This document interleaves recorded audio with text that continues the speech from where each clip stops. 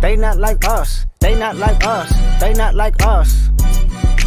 They not like us. They not like us. They not like us. That's the kind of time all of us are seeing change. Homies still double down, calling us slaves. Atlanta was the mecca, little railroads and trains. Rails hit me for a second. They not like us. Let's go, boys. Who's ready for Dynamite recap show? What up? What up?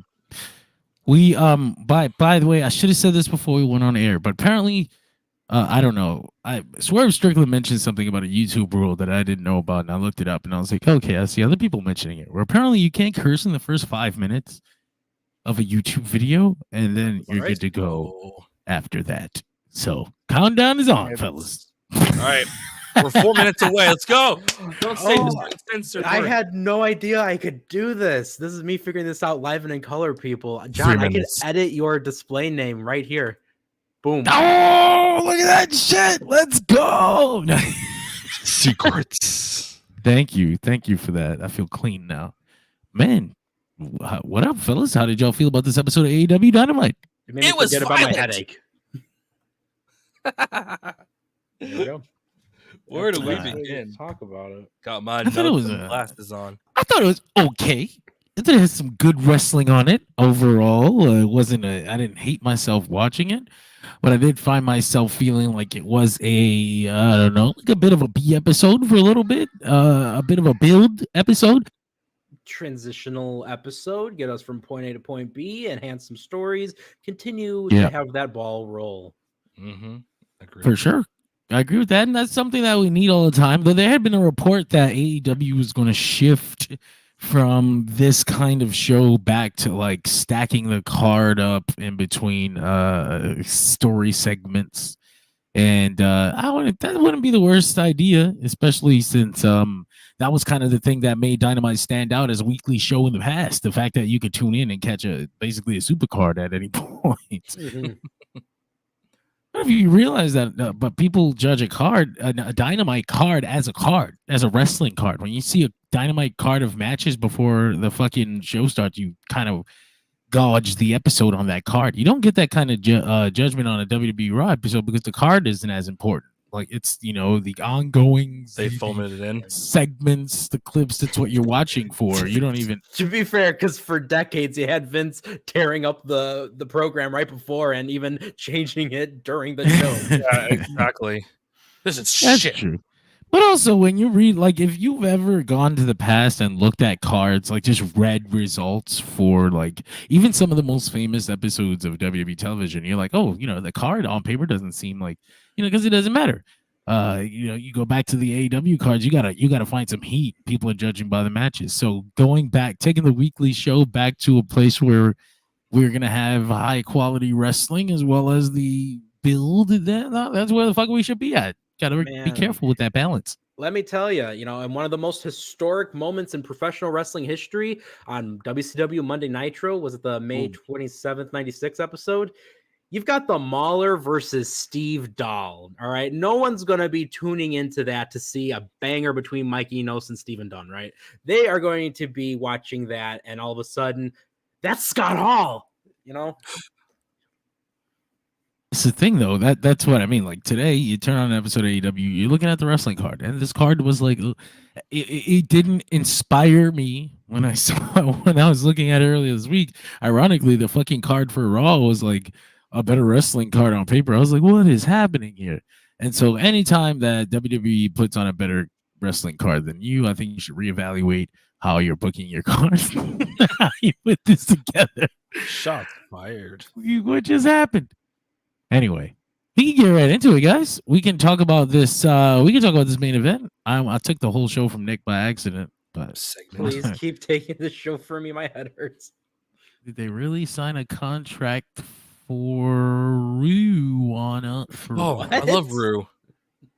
4 hours of Rue. Oh, I think that's the WWE on UFC. Yeah, they did. We've got more information on that and all other news on comicbookclick.com/DirtSheetRadio. Make sure you go check that out, my friend. But yeah, I'll give the show back to Nick. Flagship podcast. our flagship podcast, Anarchy Radio, that airs later on tonight in the middle of the night for our fans who are awake with us. That one? Yeah. You know the one. I love that. Yeah, I love that one. show. Heck, what's up, though? What do we have today in our main event? All right. Well, excuse me. The main event was absolute blood. It was a brawl. There was nothing short of carnage going on here between Adam Copeland and Brody, the big monster man from the House of Black King. These guys, they tore it up. We had an actual, literal, physical crimson mask. Look at that. Look at that, man. That looks like face paint, but it's not. It's actual blood because, again, he bled all over the freaking ring.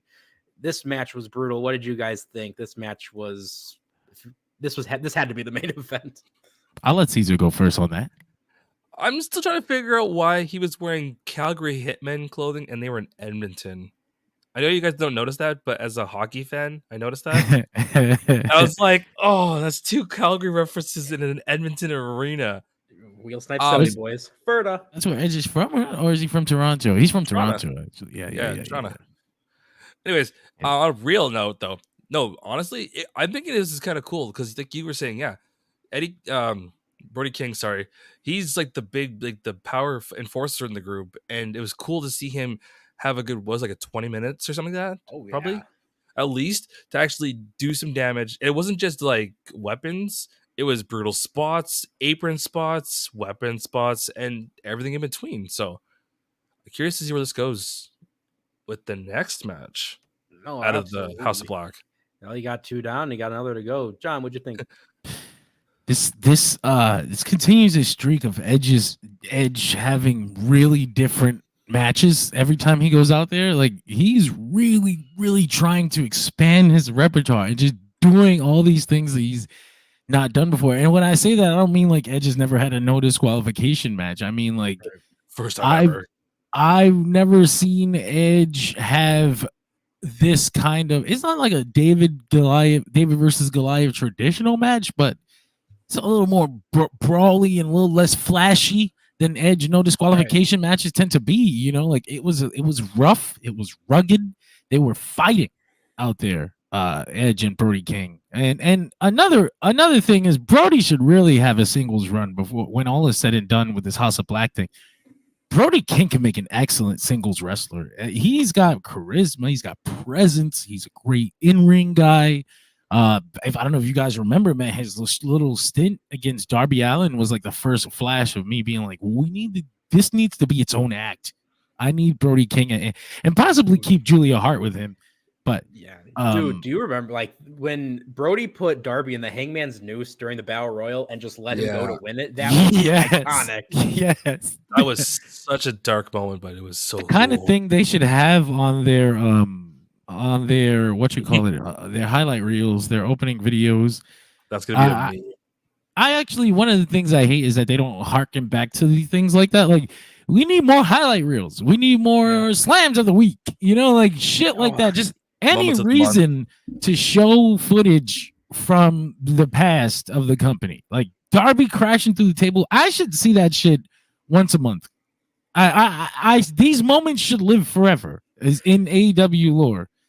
And I don't feel like we do that enough. It bothers me that we don't. I think about how Darby would probably have like a whole montage every single year. It should be. They should though. Like Superstar of the Week, Darby Allin, or we just fucking play clips or whatever. I don't know. There's ideas. I can go on forever. And that's like a sponsorship moment too. You could do like a Crunch presents the Slam of the Week. Like that's what they did on Raw for how many years? Especially if they're gonna have an overrun. If you have the ability to have an overrun all the time, use those extra minutes. Anyway, that's my critique. That's my critique. That's as bad as I think I'll get tonight. There wasn't anything that bad. That's true.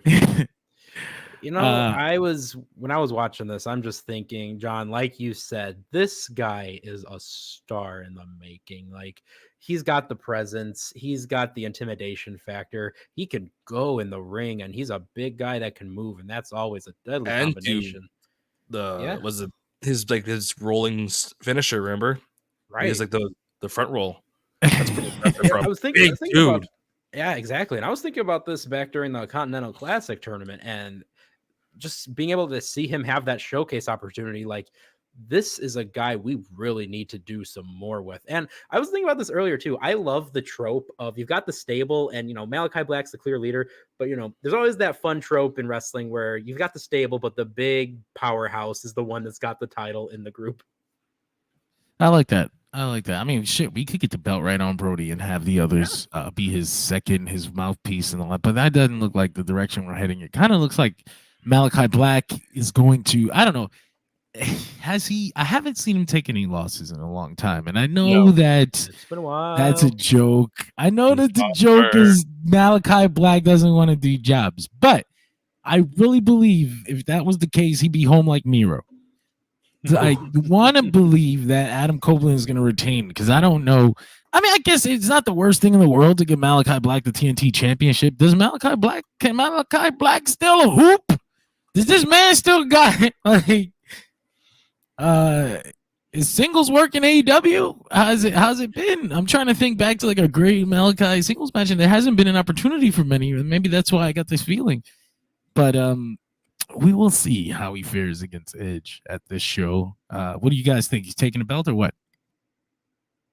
Caesar, what do you think? I don't know, because like, Should he? I kind of want to say yes, but I don't know how to back up my response. So I'm trying to think. It's a feeling in your heart. You don't need to back it up with facts. This is emotion, dang it. Let's go. Sure. Let's go. Sure. Yeah. I'll say yeah. Look at this Malachi Black fan. Fuck you. No. You gotta believe it, Caesar. Stand behind your decision. Stand behind it. I am. I'm not being like, I don't know. You know, I like the idea of it, but at the same time, I feel like we go back to that old school wrestling logic of, but does he need a title? Even though AEW's got plenty of titles to give to someone. They don't.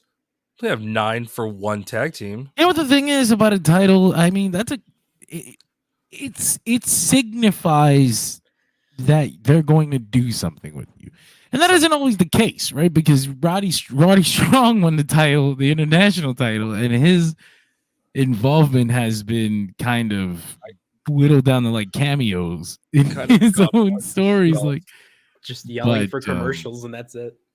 You know, but it does give the feeling that, you know, if Malachi Black has the belt, then that means that we're going to see Malachi Black in more singles matches on Dynamite, and that's what gets people excited. And I mean,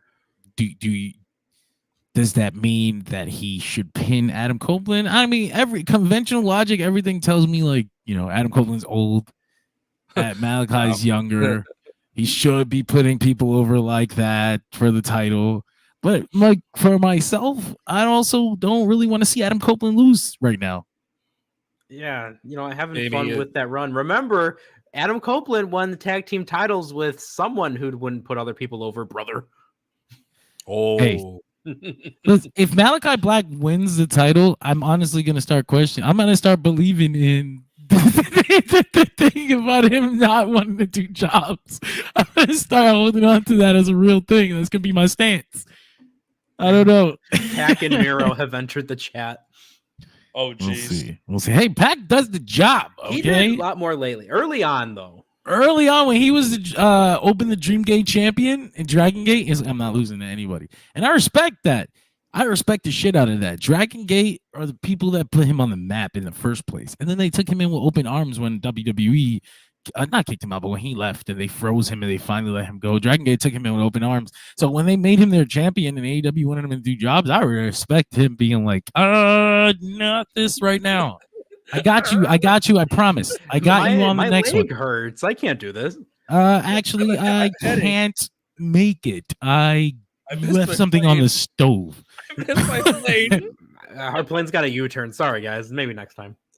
Yeah, but you got these guys who just want to believe in these reports and saying these, assuming these reports are true. You just got these guys who don't want to play ball, and those guys can eat dick. If Malachi Black is one of those dudes, then I personally don't want to spend my time watching him on TV, and I prefer that they get rid of him altogether. But that's just how I feel about it. I don't know if that's logical or whatever. Oh my God, he's an opinion. But that is my opinion about it. If he's gonna be, if that's true, if he actually doesn't want to do jobs, I don't even want to see motherfucker on TV. But that's John's my opinion. opinionated. Very. Opinions. We don't have those here. Oh no! Oh my god! Like, that's it though. I mean, I thought it was a good match. I thought it was bold for them to stick 2 segments after that. I was like, what the fuck? I wasn't And overrun. Exactly. I was convinced that was going to be where it ended. I'm like, okay, so we're going to still go here. But, we talked about it, so we might as well go on to their CEO. There she I'll go is. first. Oh my god. Look at that goddess. She put that on just to mock Willow Nightingale, by the way. Stole her whole color scheme. Yeah, I mean, I dug the she comes out and she cuts a promo basically saying Willow stole a year of my life, and I blame her for taking this. I'm gonna take the TBS title from her in return. And payback. I mean, I wish they would go full out with her turning heel, just because I get the feeling, and she gives off the vibe that she is going to turn at some point, and it's bubbling right under there. It's like right under the surface. There's a smile there, but there's an evil person waiting to appear, and I kind of wish we would get to the meat of that already, because this feels like an afterthought to everything else that's going on the show. I feel like I'm waiting for this Mercedes thing to take off, and I know that she can't get physical, but fuck, we could really be getting into. She could slap people. She could get slapped. Like she could. Like, come on. Do a little something. You don't need to be cleared for that. Not only that, but her promos aren't hidden. They're just not hidden. Like, I want to love this, Mercedes. I really want to love this. I'm very willing to give it all the chances in the world, because I know that the potential's there with all the people that are involved. And I don't have any doubt about that, actually. I'm trying to think back to WWE. Sorry to interrupt you there, John, but I'm trying to think back to WWE. I don't really remember any like major Sasha Banks promos that really stood out to me. It's not even that, but she didn't stick out either. Like these are sticking out a little. And I think it's the kind of, somebody mentioned like maybe she, like, not maybe, but it feels like she hasn't gotten that WWE style promo out of her system, and it kind of comes across like, that kind of promo, and we're not seeing her own passion shine through that. Right. Her own, it feels like it feels empty, shallow a little. But again, that's why I'm really ready for her to turn heel, because generally people you can really shine in that role when you can be a dick. You can be a piece of shit. It's a lot easier to be a piece of shit. It just is. It's human nature for whatever reason. Everybody says it. And being a baby face and having to smile at people, and people are asking you questions, and I don't even feel this shit. Like, I don't feel like a baby face right now. Like, I want to shit on people. I get that. And I can't wait for it to happen already. I'm ready for Mercedes to do the damn thing. That's exactly what it is. And my thing earlier too is me just not remembering, because I can't recall any like specific time where she's done like any like memorable like promo pipe bomb. Not that she has to, because she was a fantastic worker. She had some amazing matches, but I'm trying to think back to anything that really hit, and I can't recall any promo wise. And I feel like it's a bad call to rely on promo work solely for her in this instance. Yeah, and it's like, I understand that she can't wrestle, but there were probably better ways to work around this. And I think the problem was that they didn't think they'd have to. They probably thought, she has this. You got this, girl. And it's like, I don't know if she does. Maybe we should find a way to work around this. Make her a better make her presence on TV more what's the fucking word? There's a word, and I shouldn't have smoked before I came on air. But like more impactful, more better. We could have done better, but like I said, I'm not giving up on it. I certainly not, because I not only, like, once she starts wrestling, all that shit is gonna go off the fuck. Nobody's gonna give a fuck about this anymore. But because she can't wrestle right now, it's like, okay, well, we should figure this out. We still have like 2 or 3 weeks of TV before we get there. Still a lot of time and a 2 lot of more shows. Wednesdays. 2 more Wednesdays, 2 more Saturdays before the fucking show. And they're So yeah. will they, won't they with Rampage? That keeps getting shifted. What the fuck is up with? Oh, it's the basketball thing. Yeah, sports ball. I don't watch the sports ball, unfortunately. But yeah, I guess then we had the finish. Caesar, you got any last minute thoughts on there? I could literally spend 20 minutes rambling about this topic about Mercedes Mone and probably get about 1,000 people against me. Should be against you. Evil. I'm like pretty much done with her. That's the easy way of explaining it.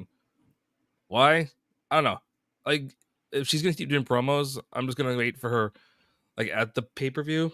Because, like, what if all this promo work just builds up to, like, you know, nothing, and we find out all of a sudden, oh, something happened. She can't wrestle at Double or Nothing because whatever reason happened, right? And yeah, ever since that New Japan debut where she messed up, because we can't say botch. Yeah, I don't know. I'll wait and see what happens in the next few weeks. Maybe I'll change my opinion next week. That's just my 2 cents. Yeah, I can definitely see that. There's just been she's had so many good matches since that first debut that's why I'm like, I'm pretty sure she'll be okay. Though I guess the one concern would be like, does her broken heel change anything about her ability to perform? Like, but change the finisher. She does have a crazy high risk style just all around. Mm-hmm. And look at all her matches that she had with Bayley. I mean, that affected and impacted her neck for years to come. Yep. But those matches were wicked in NXT. I remember those matches. She did change her finisher when she hit Julia with it.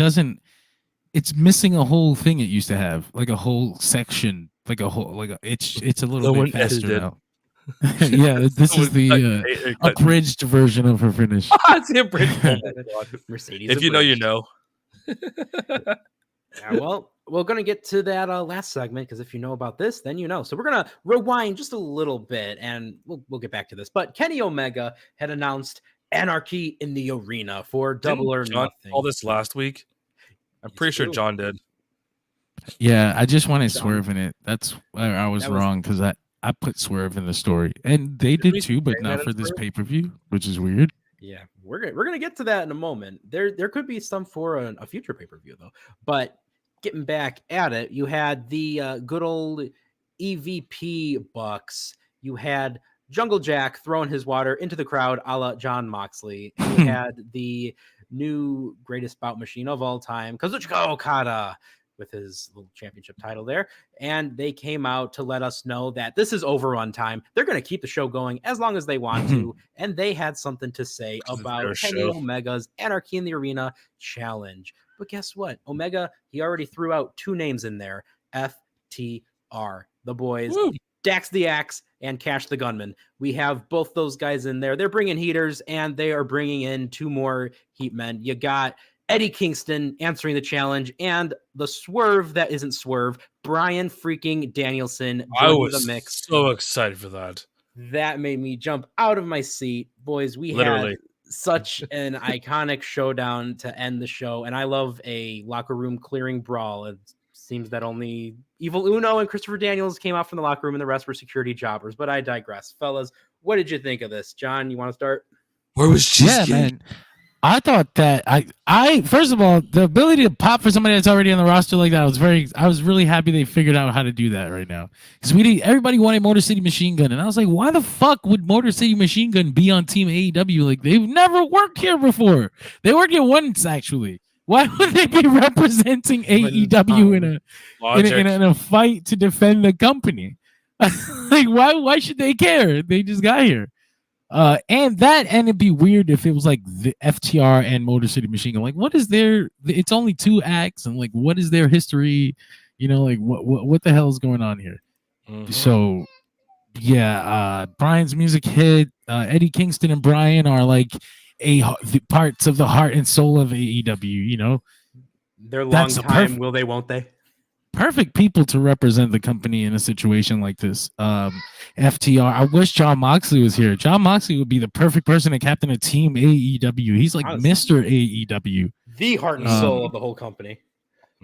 But I imagine they're gonna put Swerve in this somehow. And I think I don't know. I would have really liked to see John Moxley involved in defending the company, because in real life, he is Mr. AEW. Like, he's put this company on his back. He's saved it.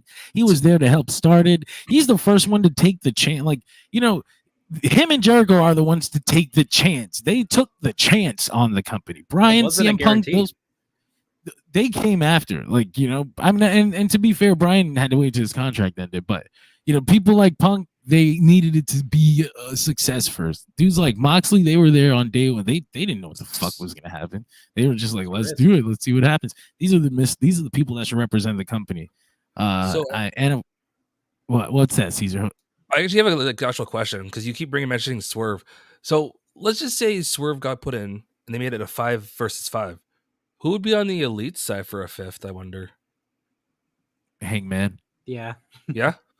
Yeah. Oh, yeah. Without even a second thought, John's like, Hangman. Especially if you have Swerve on one side, you have to have Hangman on the other. No, but it's just how, like, there was like 2 seconds and then he's just like, Hangman.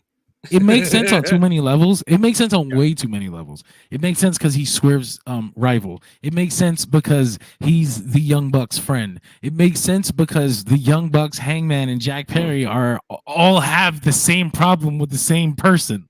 Yeah. So Hangman never got fired from the elite. He just got suspended. And they didn't even want to do it. Yeah. They didn't want to suspend him. They had to. They were like, "Oh, you hit the ref. We had no choice." Yeah. I remember that. That was So great. it would be the best way to go too. Like, that's the way I want to see it. Could they do it, you think? Billy Joe says Samoa Joe the 5th. Samoa Joe has his eyes on something. I'm really interested in how they're... Samoa Joe the 5th is good, but Samoa Joe the 4th, though, is the best one. So it's the movie collection. We will talk about that later. I think I was able to get the screenshot in there. I want to talk about Samoa Joe in a little while. Yeah, but we'll get to that part. This elite thing, again, another week, another great closing segment from the elite. If you ask me, that's 3 in a row. I'm really enjoying this story. Did you guys notice they did the intro that was the elite again? They're going to keep going with that. That's right. They run the show now. It's all them. So it's going to continue to be their intro. And for that last segment, by the way, I take notes during the show for those who don't know. No way. I had trivia.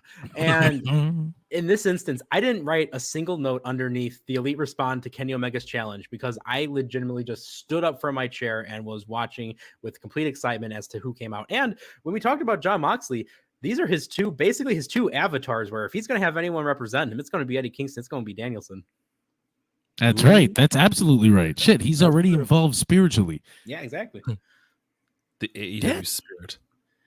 Yeah, I'm down. I'm really excited. Anarchy in the arena is always a great time. I don't know about you guys. I love the Anarchy and Stadium Stampedes. I love those Anarchy matches. Sounds better, I'd say. They're all pretty cheesy, but oh no, they are. But I mean, the match. Those marketable titles, am I right? Tony fucking loves those goddamn 1980s double. What's the word for 2 words that start with the same letter? It's alliteration. No, is that what it is? It's alliteration. Yeah. Okay. He loves those. He fucking loves those. He's like Stan Lee, Peter Parker, Reed Richards. He's got a whole book full of them. It's always something. Misery on the Missouri. Some fucking dumb shit. But I don't care. The matches always slap.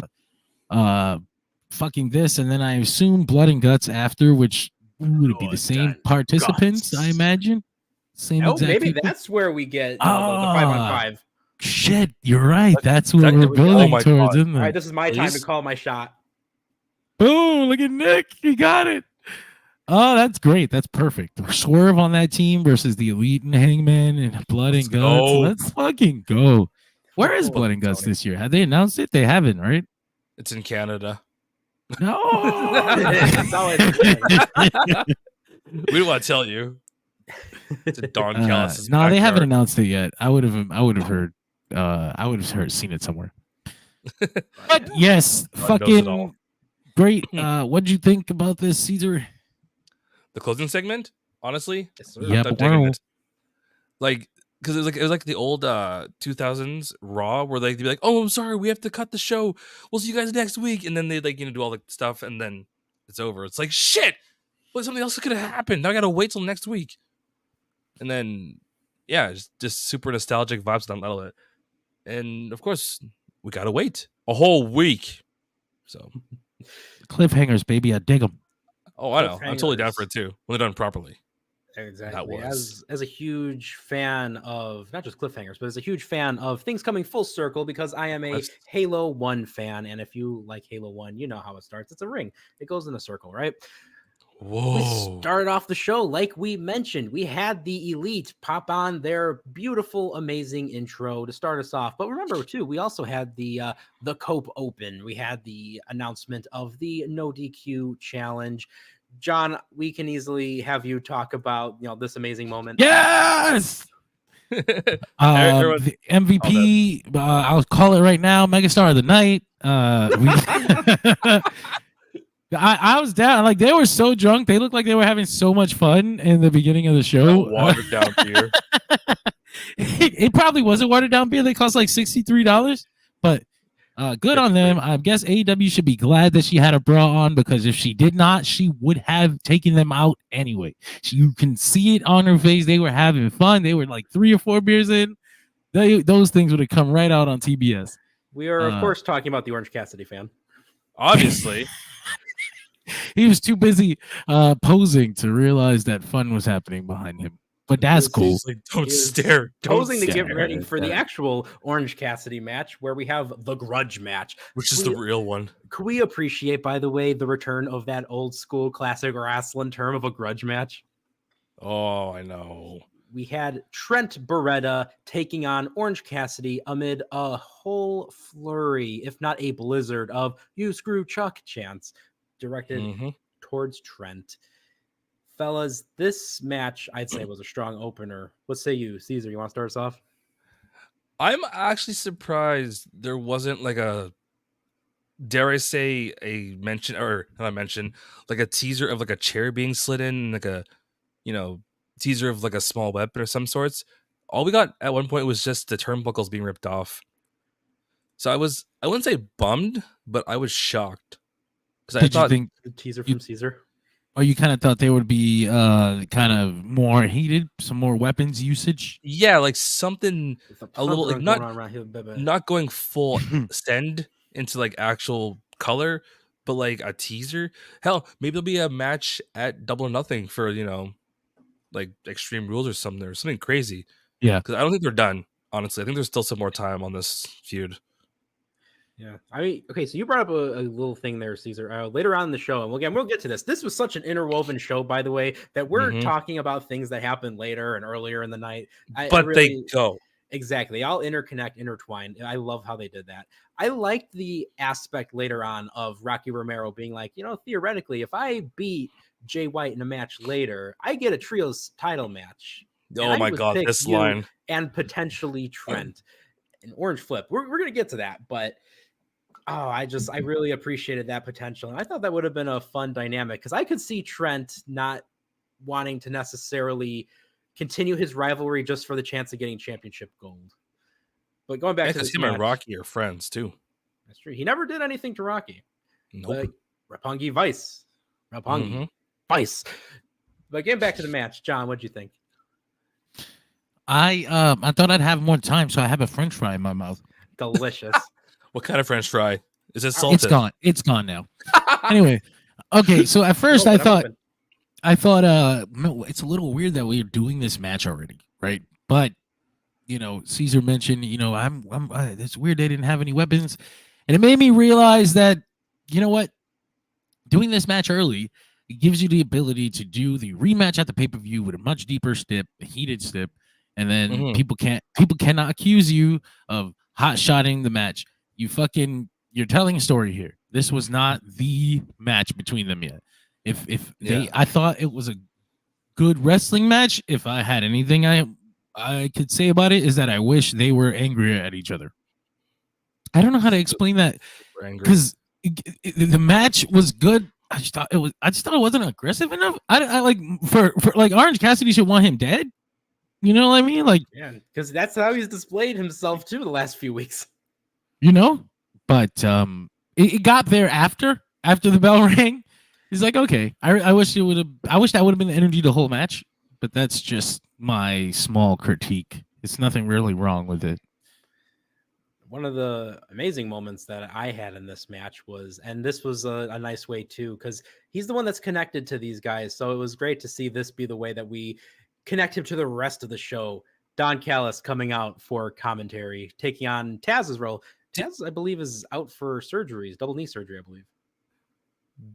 That was explain why he was there for the whole show. Like, did they say no one invited him? Did they? They just did Don, right? Just The way showed up. he said it, he was scouting for talent, as he. Oh, okay. Okay. Yeah, and then later on in the show, the commentary implied that the Young Bucks are partly why Don Callis is still out there. Shivani pointing fingers to everyone after a certain moment happens. Yeah. Which again, But, we'll get to there. But yeah, but besides that, the Don Callis Orange Cassidy potential partnership is really intriguing me. You know what? You know what? Weird. You know what was weird about the booking here? They had Don. John, we lost. All right, you. good point. This is how it happens. Orange It's those Cassidy was going to EVPs. get this impressive. Oh John, shit! you need I to got cut off. repeat everything you just said there. Yeah, I'll use and then is the I said they had Don Callis out here watching Orange Cassidy, and they kind of thought that meant that he was scouting him, and that Orange Cassidy was going to have this great performance. And Orange Cassidy does out heel Trent, which is funny. They do he outsmarts him. Like Trent takes off the turnbuckle. That's true. And then switcheroo. Orange Cassidy takes off the other turnbuckle, so the ref walks away, and then Orange Cassidy throws Trent into the turnbuckle he originally threw out. So he does get a really good victory, and he did get an impressive win. When Trent started beating on Orange Cassidy after, I started thinking, is Don Callis gonna turn? Why? It kind of got muddy. The Don Callis of it all got mixed into this, and it got weird because I'm he positions himself as this not ruthless, but when his wrestlers get hurt, he's a bit of an asshole on commentary too. That doesn't matter as long as they win the fucking match. Yeah, he does. Did he win?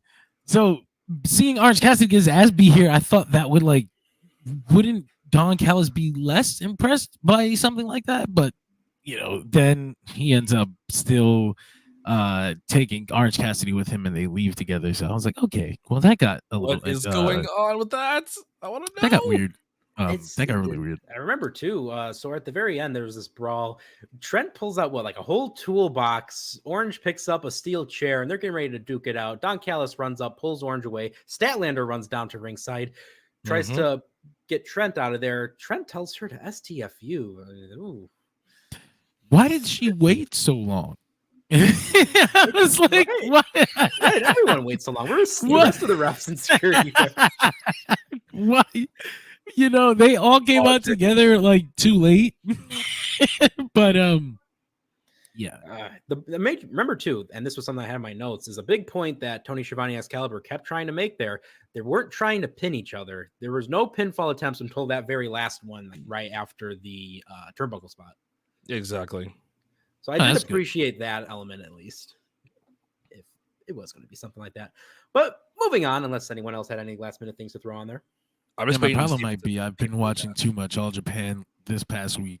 That's the problem. It is 1990s, baby. Oh yeah, but speaking of a problem, yes, Caesar. No, I'm just like I said earlier. What are they doing with Dawn and Orange, and where is this gonna go? Is there gonna be a match at Secret Lovers? Dawn? Whoa. That's for next week's episode. We find out. I do kind of think they're building towards an Orange Cassidy Will Ospreay match. I think that's where we're headed. Can we do two? Which is going to be cool because the dynamic is going to be reversed from The first one. The Orange Cassidy would be the heel here, That's which is already true. weird. Already really weird. Was it number 2 like a year ago by now? The first Number one? sorry. Yeah, number 1. It was almost 2 years ago. The first Okay, one so at the it- Forbidden Door I was at. Incredible match. I thought they were probably the best match of the show that night. Absolutely. It was. Whew. Everyone at the end of the show or at the end of the match was just like, Screaming. this was it. Like everyone knew that This was is the wrestling. Yeah. So can a heel Orange Cassidy be world champion? That'd be cool. Mm. It's weird. That's just a weird concept in general. And It's crazy though, but like think about this, right? You're watching WrestleMania 20, March 2004. Bradshaw and Farouk lose in a 4-way, and I'm doing a podcast with you, and I said, "You think a heel Bradshaw could be world champion?" And That's you valid, go, that's "Shut the valid. fuck up." Can Right? the gimmick change too? No. I think that because Orange Cassidy has the ability, like I think he really has the ability to be on top with the Ospreys and the Bryans and the Swerves. Orange can wrestle those kind of matches if he needs to, and if he's a heel, it's going to be a whole different kind of wrestling match. that's true. He wouldn't even be I'm doing for it. none of the sloth shit. All of it would be gone. He would be wrestling a serious match. He'd be. I wonder if that Orange Cassidy could be world champion. I mean, hey, he could still do some of those sloth things, like the little kicks, but now it becomes like a whole mocking type of thing. Yeah. He'd be like, no, I'm not doing it, guys. Sorry. Just kidding. And again, remember too, a heel Orange Cassidy with Don Callis as the mouthpiece. Ooh. Heel magnet or heat magnet. Ooh, that is Oh, shit. fire right there. Can we do it? Can we do it? Can we do it? I'm interested. I'm Sign me curious. up right now. John, I was having doubts, and then you reminded me about the whole thing with WrestleMania 20 and Bradshaw. I was like, you're right, you're right. I know how to bring it back, baby. You brought it back. And hey, speaking of coming back, guess who came back to work? It was the Young Bucks. EVP Bucks taking the boys to the workplace. I mean, what's better than carpool? They are getting a discount on gasoline. No Tim Hortons though. I That's thought they the would've had Tesla, some. right? They're in That's the is that the Tesla van? Is that the Cybertruck? I don't know what they look like inside. I have no idea. Yeah, it all makes 3 of all I us. know is they were getting the carpool lane benefits. Them, Okada. You had, of course, Jungle Jack, who just doesn't care, and I really love that about him. But they took over Tony Khan's parking space. You can't get more heel than that, fellas. And again, we're talking about the Ballad of the Elite. Jack Perry talked a little bit about what he feels going on to everything All Elite. And we mentioned this earlier in the show. Kenny Omega, from his hospital bed, he is maintaining his role as EVP. Similar to Tony Khan, he is doing his stuff remotely.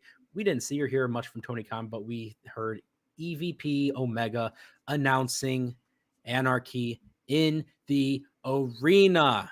Woo! I really like this good guy EVP versus bad guy EVP thing. It's an interesting concept. Because Kenny can't wrestle either, but when he eventually can, it's gonna be so fucking crazy. But I don't know. I hope they keep this going. I like, because it's not you know, usually the heel runs amok. Like Right. the heel group is going to take over, and they don't have any foil. And sometimes it gets too much. Sometimes you end up with the NWO. You know, I like that it has a foil. I like that there is a clear out. There is an exit ramp. Like, we are not going to be trapped in here for too long. I hope we keep this Kenny Omega thing going. He can do these videos from his house. You know, like, I'm recovering at home after my surgery, and I heard that the fucking Elite changed the early video or whatever the fuck, and I'm gonna change it back. It's, you know, whatever the fuck. He makes it just an Omega highlight reel. So an anime video. Are they gonna do, like, somebody suggested the Elite should do like a sold out pay-per-view?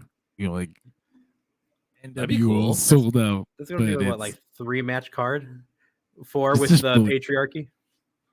I guess if you add oh shit, that's right, they have the patriarchy. What about Christian singles, Alliance Okada singles, Young Bucks match, Jack Perry singles, Hangman Jack Perry. singles. Kill That's a Switch Nick whole Wayne? ass show. Kill Switch.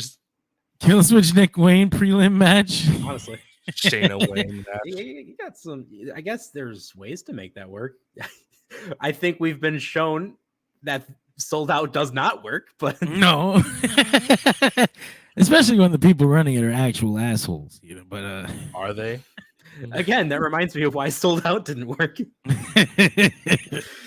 But going back to this, yeah, so Kenny Omega makes that announcement for Anarchy in the Arena. We talked a little bit about this, but we go from one person that was dealing with injuries to another. Serena Deeb was talking to the crowd about everything that she dealt with, be it her seizures. I think it was, 3 seizures that she suffered? Yeah. Yes. Dude, I got something to say Let's about go that. Oilers.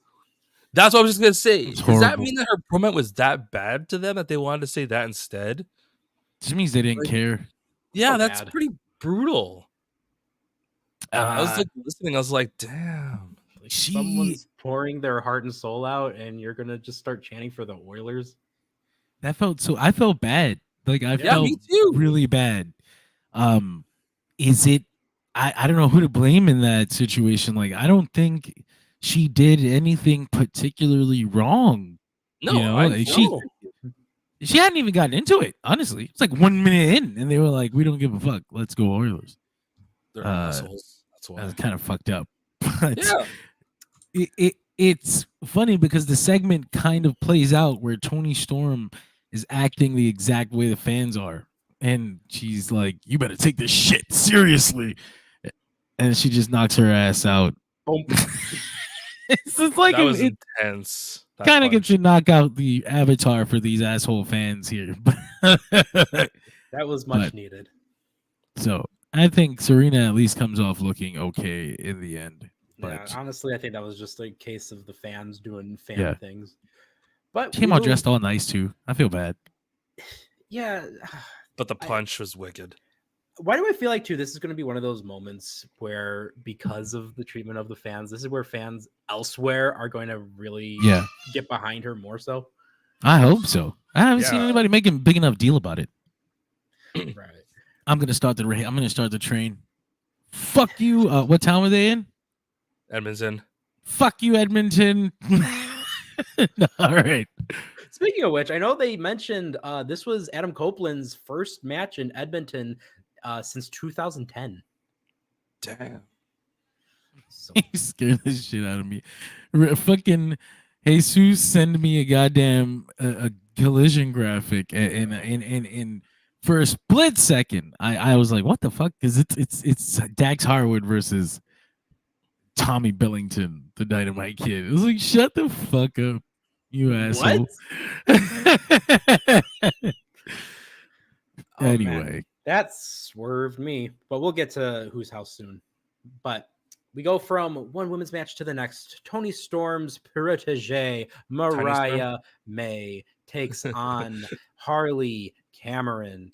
This was definitely one of the matches. fuck. Yeah, I was excited for it. Fuck. And we got to appreciate the moment, too. Mariah May kept looking back at the stage, seeing when or if Toni Storm would come and back her up the same way she always backs her up. Well, Toni Storm did get knocked out, though. Like, That is true. unconscious in front of us. Serena Deeb is known as One Punch Woman.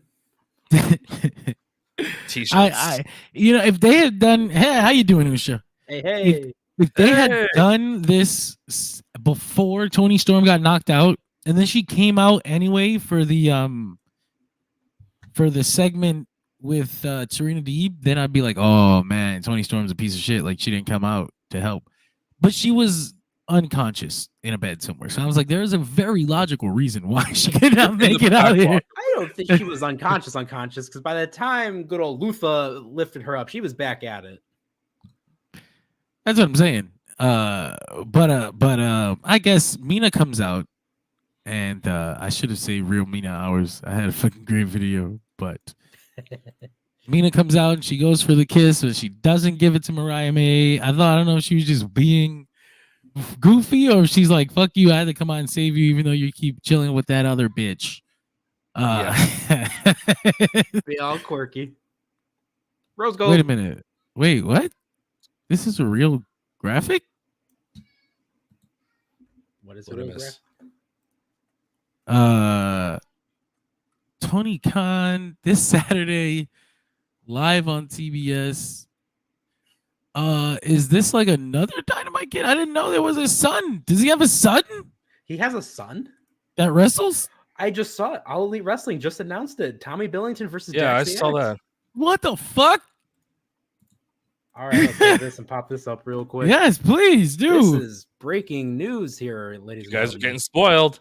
I was like, shut up. When I saw that shit, I was like, shut up, Jesus. Like, what do you mean, Dax versus Dynamite Kid? There we go. Like, what?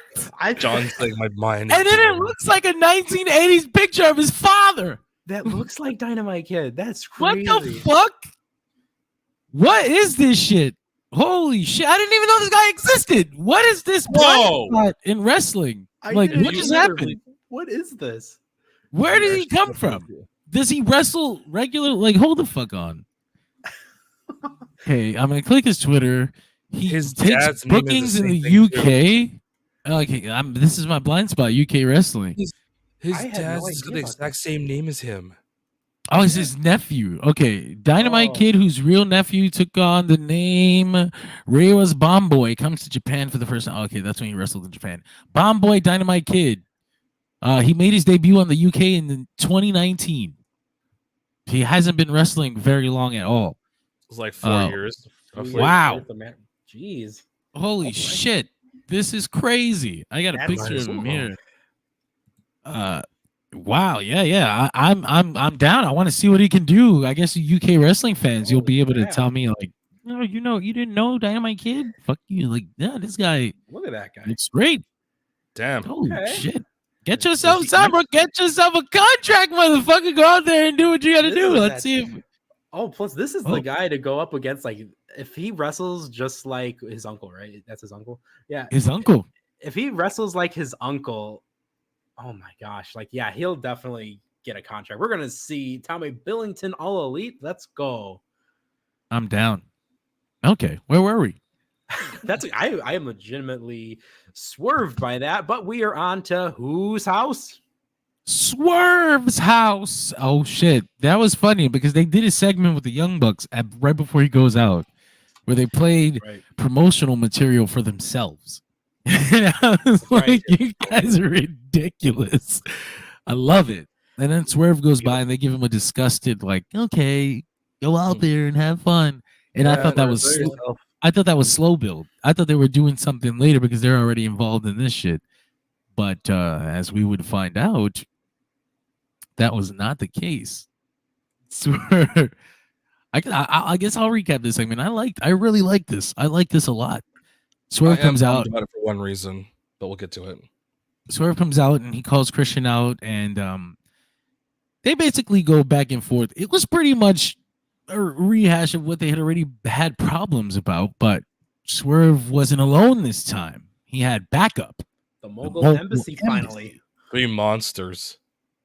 And I thought to myself, well, he hasn't spoken to them in weeks on TV. I would be pissed. And of course, they were not happy as they jumped Swerve, put his ass through a table. Christian was just watching, he's just laughing. Executed they- Order 66. Basically, they go to the back, and it's revealed that this was all the Young Bucks' idea. And the EVPs now have a working relationship with Christian Cage. Wait, do they need a dad too?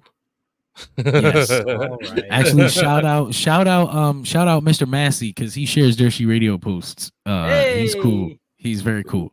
So they do not need a father. They have a great man. Anyway, Mr. Massey. Dun, dun, dun, dun, dun. there's multiple layers to this right here that interest me. One, Christian Cage's already existing relationship with Jungle Boy. Is this because of that? Is this in the face of that? Are they going to re-team? Is Jungle Boy going to reunite with Luchasaurus? Like, He gets I didn't dinosaur. think about that. there's so many layers on that level alone, This just is on too much the for me. Jack Perry level. I remember But- too, on that same level, things did not end well between Jack Perry and those other two. No, they did not. Ooh. So you also have the fact that Swerve is involved in this storyline, Team AEW versus the Elite, even if he's not going to be in Anarchy in the arena. That was really important to me. I did not want Swerve doing side missions while the Elite and Team AEW are the most important storyline in the company. That was going to be a big problem for me. And I think certain people were getting that feeling already when Swerve was in there with Christian. I had people messaging me like, man, what is this doing for Swerve? And I was like, I don't know. He's in a feud with a heel. We'll see. That's how they treat baby faces. Sometimes they get beat up. They like sympathy. After thought. Right. But no, he's involved against the Bucks, and that means there's a spot for him on the very top of the card as world champion, and that means there's effort being put into having a world title match at the pay-per-view and a match that has Team AEW versus the Elite, because that you do blood and guts on TV, so the world title match isn't something that you've taken from people who paid to be at a pay-per-view. I respect the effort since that's what we're doing. Like, we've gone through all this effort to have Swerve's singles match against Christian, but to keep it tied into what we believe is the top story, because it clearly keeps opening and closing the show every week. So that's fucking great. And if people can't see that, I'm sorry. Here's me pointing it out for you. So next week when you're watching, you have the context. It is a good move from the company for Swerve. Storytelling. Again, this was a whole show full of interwoven storytelling, and none more prevalent than right here. You've got basically 3 entire factions that are just basically doing business with one another. This feels like the Attitude Era when you had the gang wars going on, and you've got DX getting into some shady business with the corporation, and then they're working with Los Boricuas to jump some people. Like that's the entire vibe I'm getting here. So they paid so I imagine they paid Mogul Embassy to do this, but Mogul Embassy was kind of screaming into the camera like they already wanted to. They were kind of implying like, this was a long time coming. So almost makes you wonder, since Nana wasn't here, could he have also been paid off? Yeah, that's another thing. But I don't think we should separate Swerve and Nana. Like, no, we shouldn't. That'd be a bad idea. I remember I was so against it because Swerve was so serious and Nana was out like playing and dancing and shit, but it's come so far now, and it's something so cool about seeing fucking Prince Nana and the Embassy on the top of a card in 2024. Like, what the fuck? Nana actually got to manage a world champion? That's crazy. I always love just the juxtaposition of Prince Nana getting all crazy with the dance, and then Swerve just complete deadpan seriousness. I get it now, though. It's like a king and his jester. You know, yeah. I get that.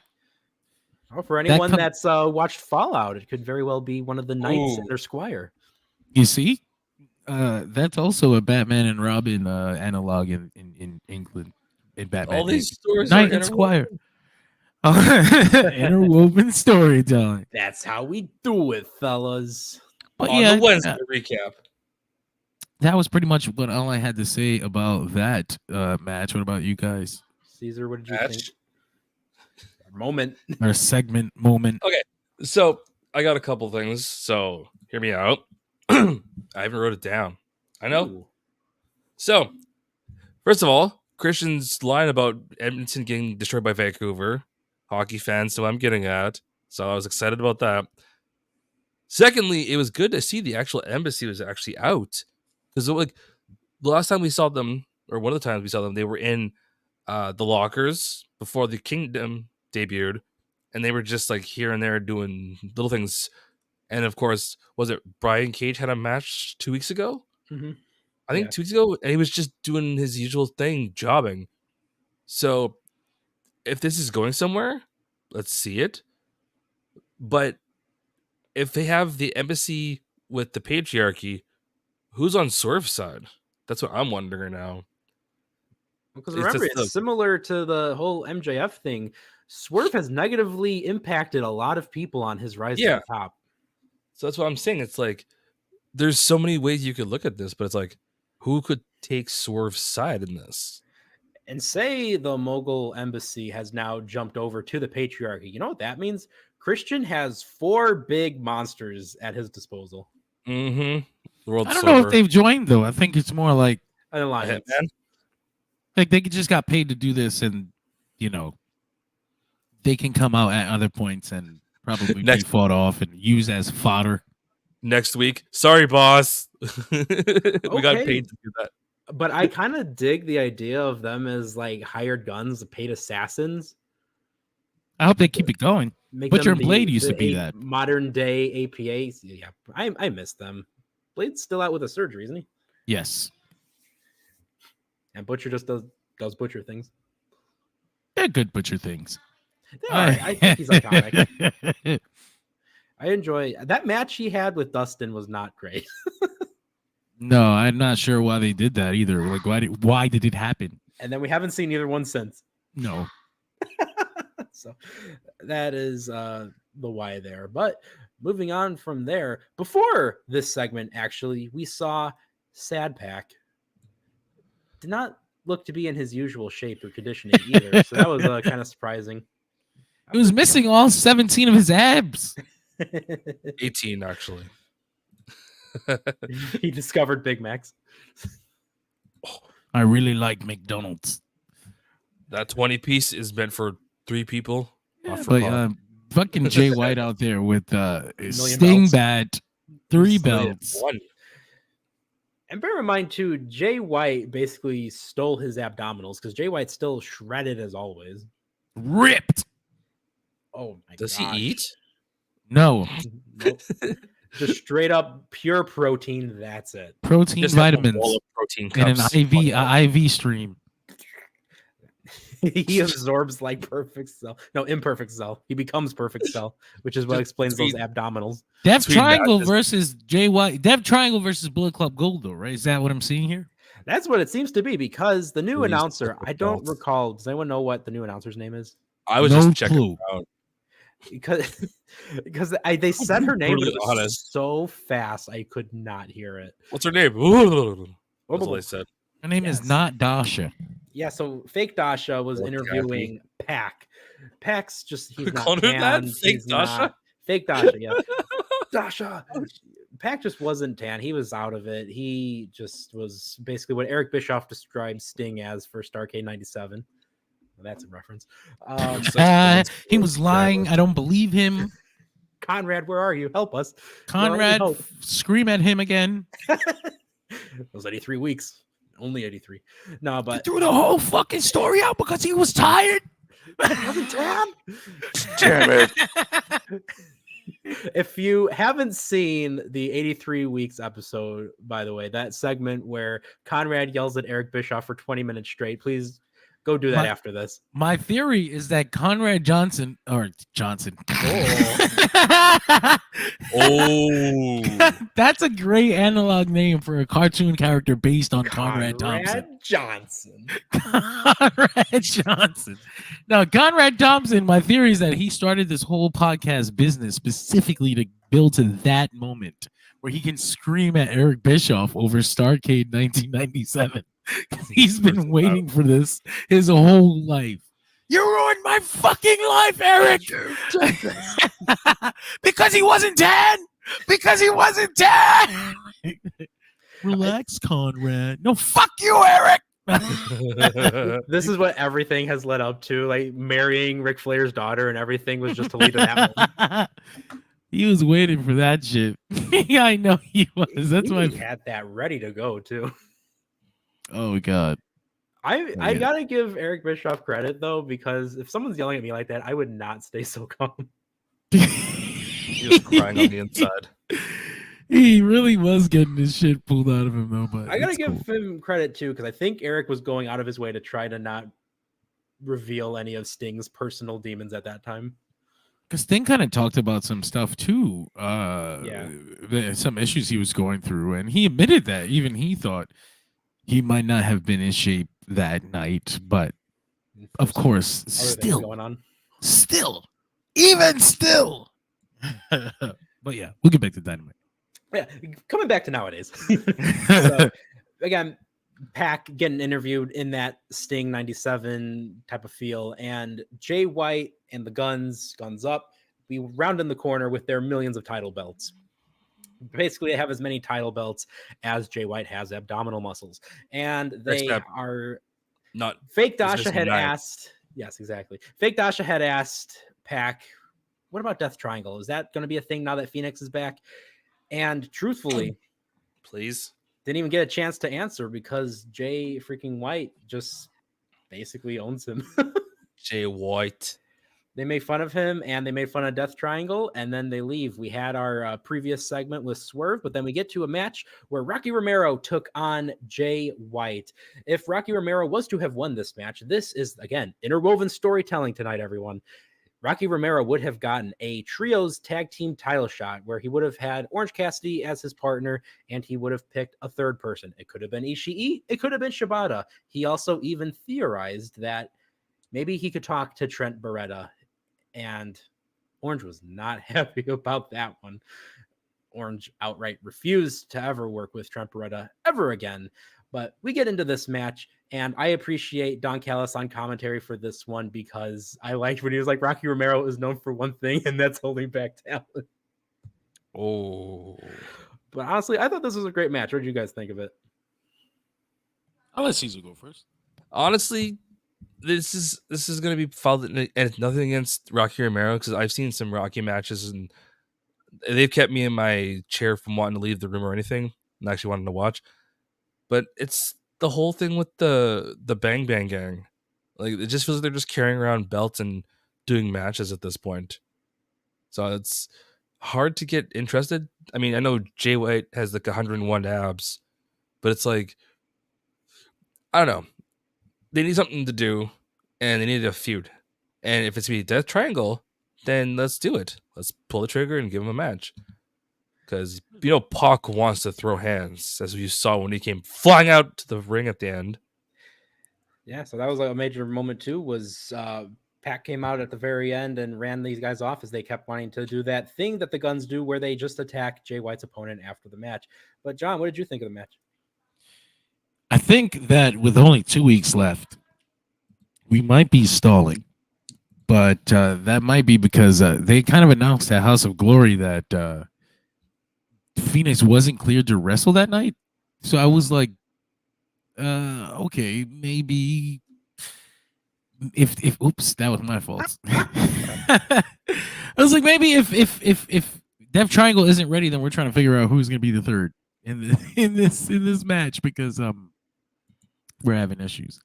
But it was a good match. I understand if you didn't care because they didn't really. What was the? It didn't feel like there were any big stakes here. If Rocky wins, there was the trios title opportunity. But if you didn't care, then you didn't care.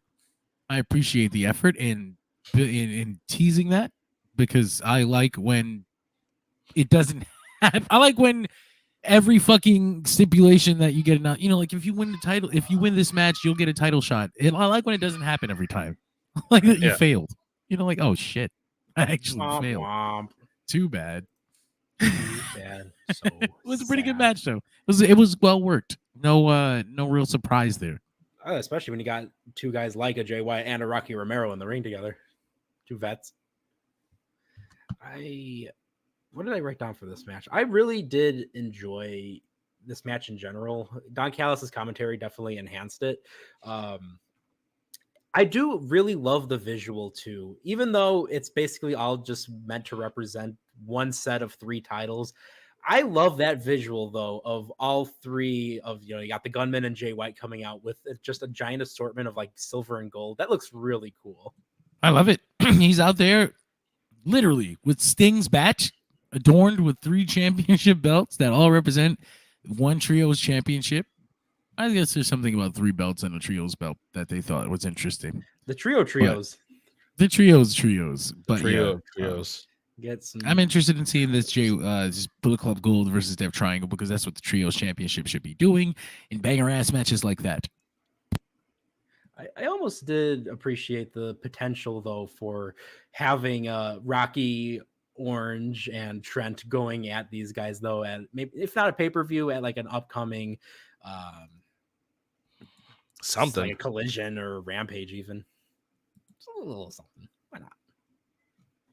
But yeah, fellas, we had one more match after this.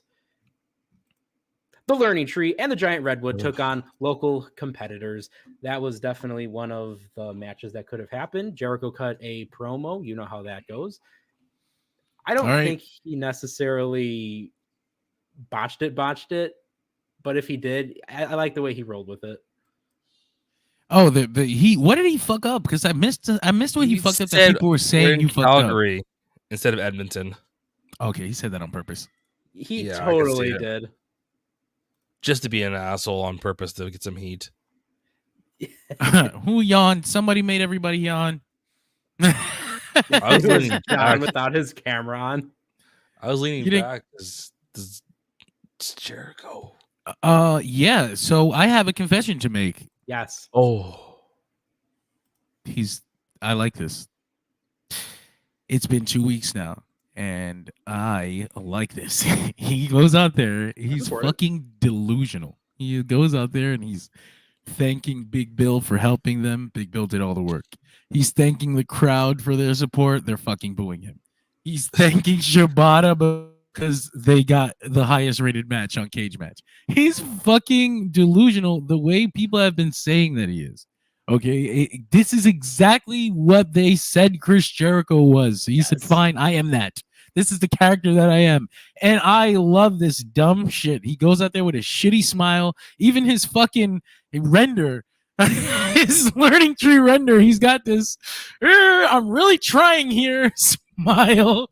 And I really want to see what the fuck we're doing with this learning tree Jericho thing. I do not hate this. I'm very willing to see where it goes. I have one idea they could do with the learning tree, and that's what if this is a way for him to bring up some new talent? And like, I imagine that's going to happen because part of the critique was that Jericho, when new talent gets involved with Jericho, it stalls for them. He's going to take it new talent and he's going to be a dick with them. And I'm sure Big Bill is going to be one of them, even though he's not really new. But we'll see where it goes. I'm willing to see what they're doing with this because it's very self-aware. Exactly. And Jericho is absolutely incredible with taking something that is pure garbage if someone else had it, but he can make this work. Absolutely. Tony says, yeah, but why does he have to have the FTW title to do it? Because it's for the world. It's for the world. It's for you and for you and for us. you. If you are watching this chat, this is for you. It's yet another obnoxious Jericho thing that's meant to end up with Hook on top.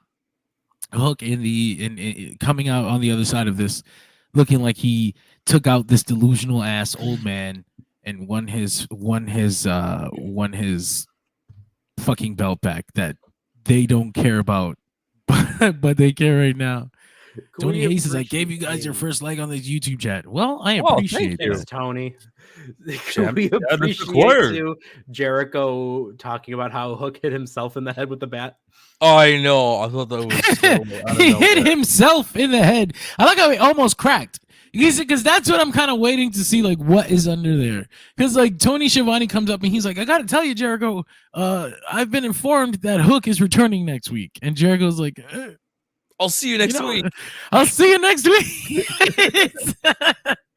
I like this shit.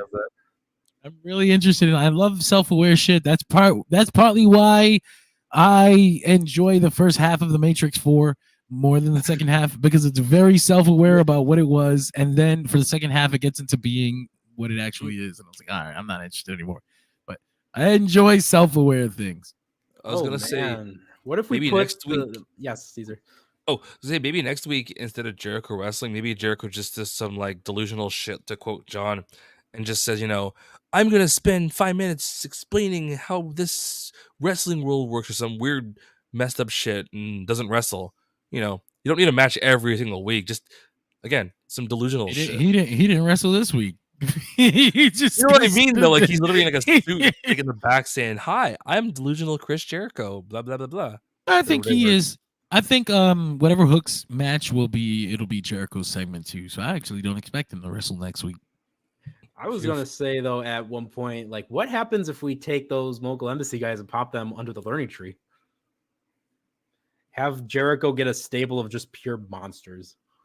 I could dig it. It'd be different. I've been really interested in the fucking Khan and I forgot the other one's name. Toa. Khan and Toa. I love them since they were on, well, Khan at least, since he was on Dark. I kind of want to see them do an actual thing, but I'm worried that they don't see them as anything else but jobbers. I don't know if they're going to get an opportunity. Yeah, that's the thing. But that being said, I mean, not that what was their name in WWE? Everrise.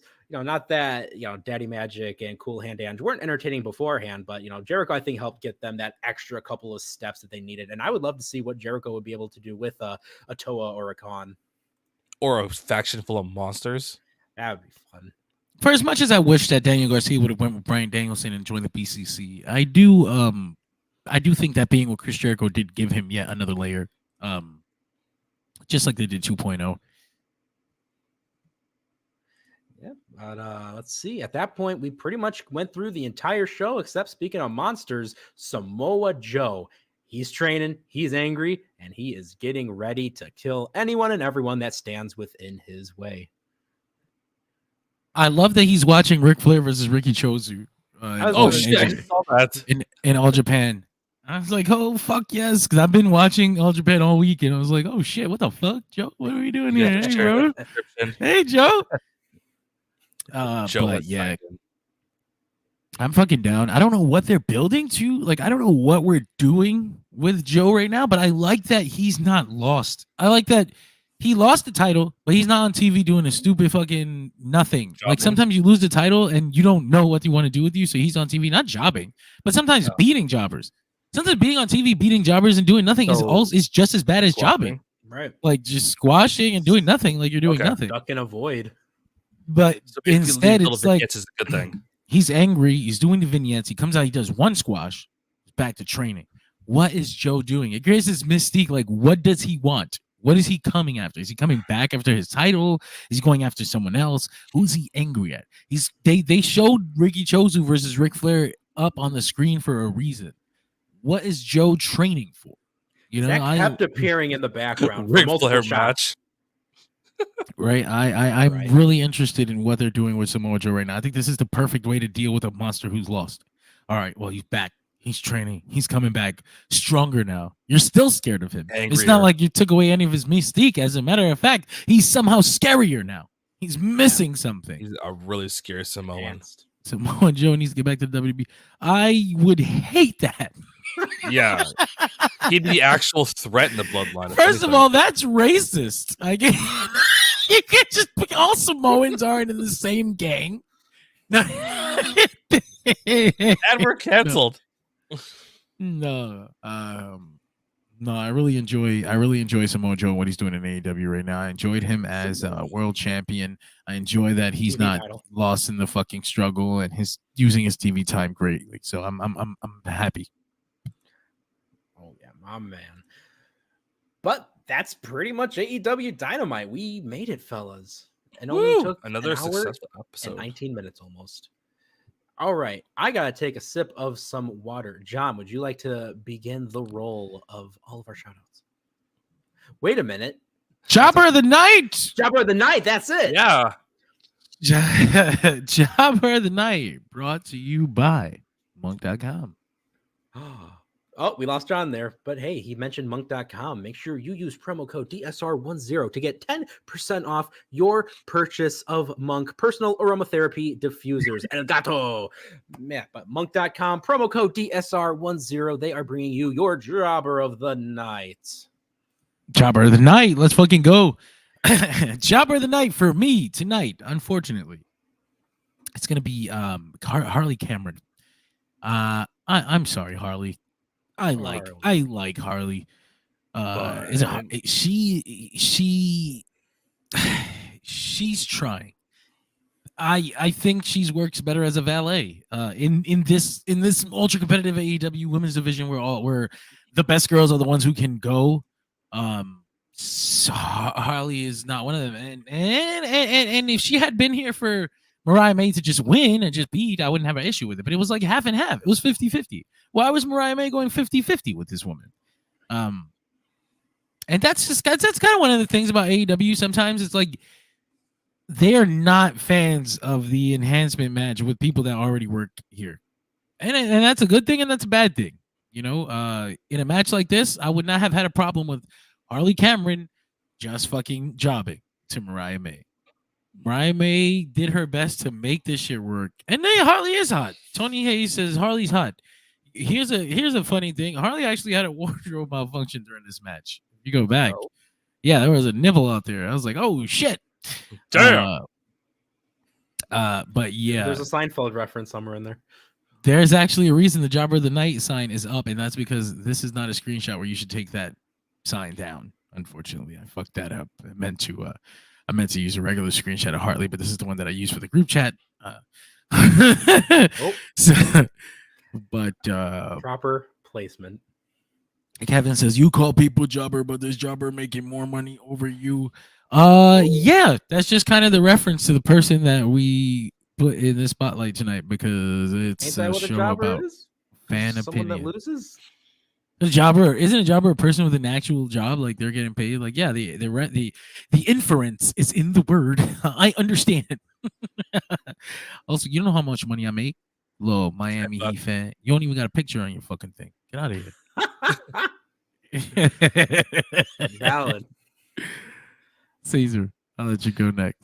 Oh, I'm glad I need time to think. Okay, fine. You want me to be that guy? Okay, I'll be that guy. I was thinking about being a smartass and saying the same thing just to see what John would say, but I was like, nah, that'd be too easy. I'm gonna go with the Bang Bang Gang. Why? They have so many belts and they're just doing like singles matches. Let's start a feud. Let's get some shit going. Make it one belt each. That's just my take, if anything, on this one. I just want to summarize that as the Bullet Club Gold are jobbers of the night because they're carrying 3 belts. That is that what you said? And they're doing singles matches right now instead of like, tearing through tag competition. That's Trios. Tag and trios. Well, it shouldn't be in tag because it'd be the same thing as it's the same problem as in singles match. Right? Like then technically they're not in their division. You should be in your division defeating teams of jobbers. We can't say jobbers, remember? Oh yeah, Kevin says no jobbers. Kevin's gonna get upset at you. He's mad. Oh, I'm getting kicked off the show for saying that. Fucking weirdo. Nick! Who's your jobber, Nick? Who was your jobber? I gotta just give it to the actual jobbers that were defeated by the Tree Men. The Tree Men. Yeah, I heard they work at Redwood and the Learning Tree. I heard they work at Tim Hortons and Walmart in Edmonton. He said he's still fighting this guy in the comments. He says, "Show your face, brother." Kevin, that's okay. That's my That's actual face. Yeah, actually. You'll be all right, little guy. Don't worry about it. Damn, Come back AEW later. Mark here. It's Talking about AEW on the show. What the all hell? engagement. That's so weird. Anyway, I like it. Guys, why are we talking about AEW? What are we, marks? Yeah.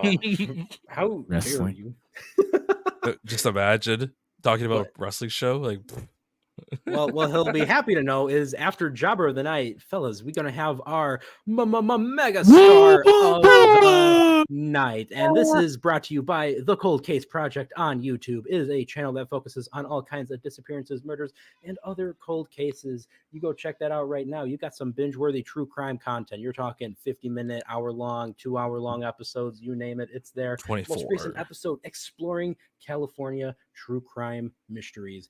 Go give that a watch. But fellas, we have our megastars. Neek, you're first because you were last line. All right, fellas. So when I'm thinking of who my megastar is, we talked about at the very start of the show. I gotta go with Big Brody King. This guy, Crimson Mask. that Crimson Mask, that shot alone was so cool. The man smiling after taking all that punishment. Like, come on, how can you not like this guy? When you get a free 20-piece combo. Brody King is my GOAT. This guy has just proved himself time and time again. He's big. He can move. He can do it all. He's got a great presence. He's intimidating. The crowd loves him when he does this chants. Oh, exactly. They are so behind him. Without a doubt, one of the best acquisitions AEW has made the last couple of years. And I really want there to be a lot more of him. And I think this was a fantastic showcase for the big guy. Yeah, I can agree with that one. All right, John, do you want to go or should I go? I'll go. Okay. My megastar of the night tonight is gonna be Swerve Strickland. He came out there and he made that fucking reference to Drake and Kendrick, and that was shit great. landed. That was What do you say? He great. said, I wish he wouldn't have gave it away, because he says like, oh, I'm gonna beat you like Kendrick did to Drake, and then he does the much better line where he's like, I ain't gonna be the first dude from the West Coast to beat up a fake father from Toronto. And I was like, shit, I wish you would have said that first. Yeah.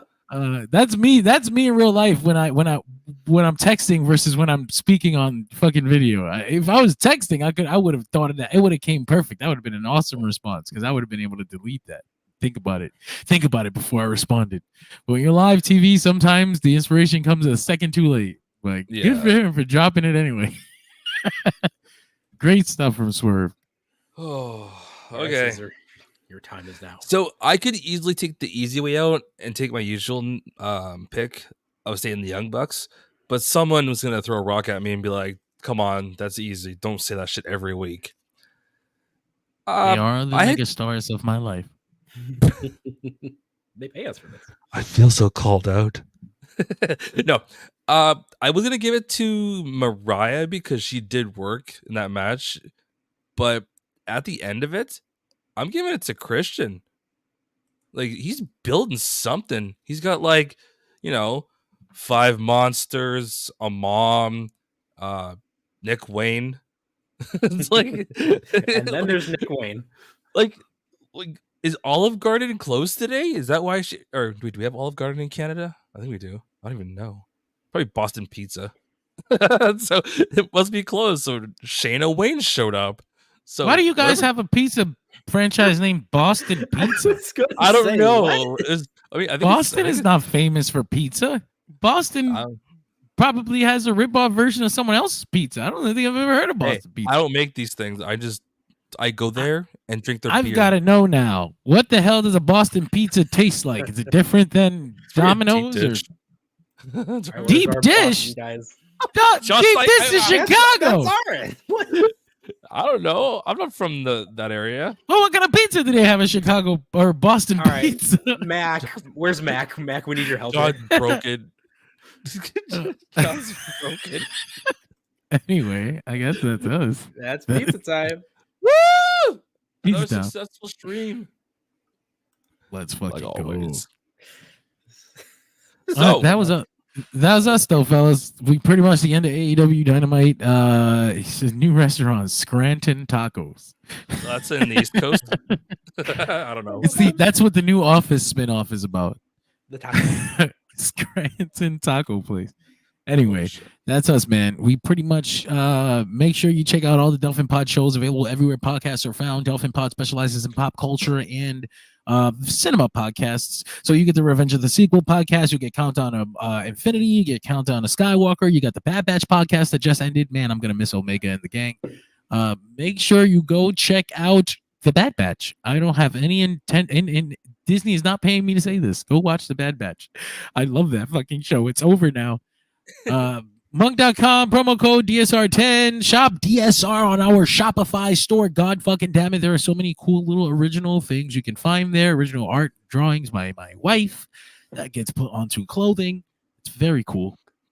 Major issue show every single Thursday. And that's the show where they specialize in superhero content, be it books, comic books, movies, motherfucking, we're gonna talk 3 hours about a poster image. God damn it. Major Issues is the place to be. And the Halo finally, episode's there, albeit comicbookclick.com. No, as a matter of fact, we're gonna bring you see, here's my thing, right? I always hear sometimes people are like, I don't know, I don't really know enough. I don't know if I want to be on it. Motherfucker, that's the very best person you want in a show like that. The person who's never read or who doesn't have the attachment. So they can go, what the fuck did you guys love about this stupid shit? And I can go, well, you see, it has 18 layers of it's 18 layers of continuity that you had to be there for. But let me explain it to you. And that gives every comic fan a purpose. That's what we live for. We brought on this fucking lore and we built it up and we learned and we learned and we learned. And now someone just asked us why. And oh boy, like Thomas the Tank Engine, it's my turn to be useful. You just went there. Tony Hayes says, I got original Secret Wars comics. I do too, my friend. I only have issue 12 and 1. But I do have Jonathan Hickman's entire run from Fantastic Four through Secret Wars, so let's fucking go. Ooh, that's a perfect time to have that, Tony. It is. If you watch this week's X-Men 97, you would see why that's probably got a little bump in price, or will. It's great stuff with Miss Rogue. But yeah, fucking that's AEW. Damn, you guys are all wanting to have fun tonight. He says, I feel like that about Game of Thrones. I never saw it, so I was like, what the hell is this soap opera with dragons and Aquaman and titties? Among other things. Oh, shit, but yeah, no, that's us. That's flexing hard in the chat. That's the kind of stuff you can hear us talk about on major issues, and later on tonight on the Dirt Sheet Radio flagship podcast. We will see you guys. Gambit's first appearance, fucking nice. Next week, super hard. He's flexing. Don't make me flex. I'll start pulling my books out. But thank you guys for joining us. We'll see y'all next week. Woo! Man down, call her Amber Lambs. Tell him breathe, bro. Nail a nigga to the cross. He walk around like Tizo. What's up with these jabroni ass niggas trying to see Compton? The industry can hate me. Fuck them all and they mama. How many options you really got? I mean, it's too many options. I'm finna pass on this body. I'm John Stockton. Beat your ass and hide the Bible if God watching.